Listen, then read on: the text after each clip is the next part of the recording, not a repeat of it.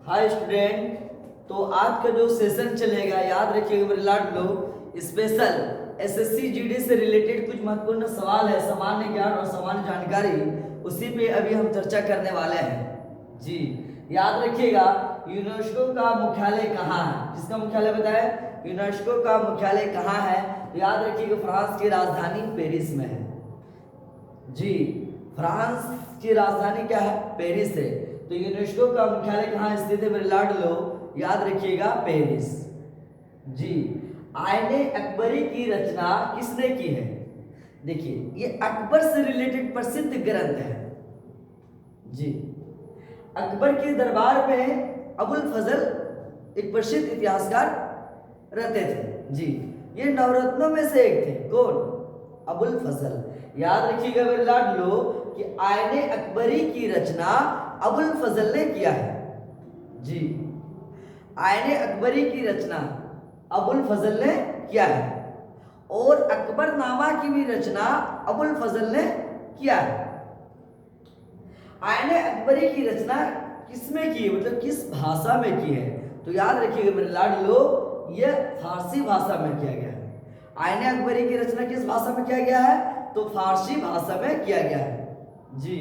और याद रखिएगा कौन सा ग्रह पृथ्वी से निकटतम दूरी पर स्थित है, तो याद रखिएगा पृथ्वी से जो निकटतम दूरी पर स्थित जो ग्रह है वो क्या है, शुक्र ग्रह है जी। सबसे गर्म ग्रह किसे कहा जाता है, तो शुक्र ग्रह को कहा जाता है। आईने अकबरी की रचना किसने किया था, तो याद रखिएगा अबुल फजल ने किया था हाँ।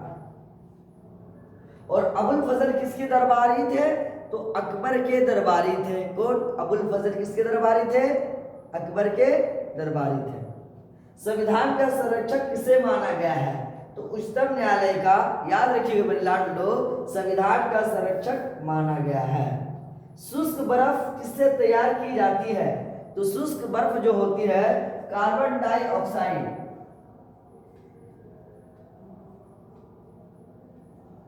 कार्बन डाइऑक्साइड से तैयार की जाती है। खाद्य ऊर्जा को हम किस इकाई में माप सकते हैं, तो याद रखिएगा लड़ लो कि खाद्य ऊर्जा को हम कैलोरी में माप सकते हैं। किससे माप सकते हैं, कैलोरी में माप सकते हैं जी। रिक्टर स्केल का प्रयोग किसके मापन में किया जाता है, बहुत पूछता है। रिक्टर स्केल किसके मापन के लिए किया जाता है, तो भूकंप झटके के, भूकंप के झटके को स्केल बताए, रिक्टर स्केल। एक होता है पीएच स्केल, हाँ दो स्केल बता रहे हैं। एक रिक्टर स्केल होता है जो भूकंप के झटके के लिए पता लगाने के लिए, मापने के लिए किया जाता है, और एक होता है पीएच स्केल, है ना, ये अम्ल क्षार के उदासीन को जानने के लिए किया जाता है। लोकतंत्र जनता का जनता के लिए और जनता द्वारा शासन है, क्या बोले, लोकतंत्र जनता का जनता के लिए जनता द्वारा शासन है, ये कथन किसने कहा था, तो याद रखिएगा अब्राहम लिंकन ने कहा था। कौन कहा था, अब्राहम लिंकन ने कहा था। कौन थे ये, अमेरिका के राष्ट्रपति थे जी। स्वयं को दूसरा कहने वाला सुल्तान कौन था, खुद को दूसरा कहने वाला सुल्तान कौन था, तो याद रखिएगा मेरे लाड लो, है ना, अलाउद्दीन खिलजी था। कौन था, अलाउद्दीन खिलजी।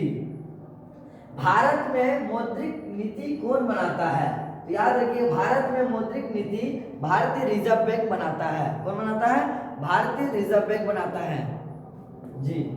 एक जेट इंजन किस सिद्धांत पर कार्य करता है, कौन सा इंजन बताया, जेट इंजन, तो रैखिक संवेग संरक्षण के सिद्धांत पर यह काम करता है।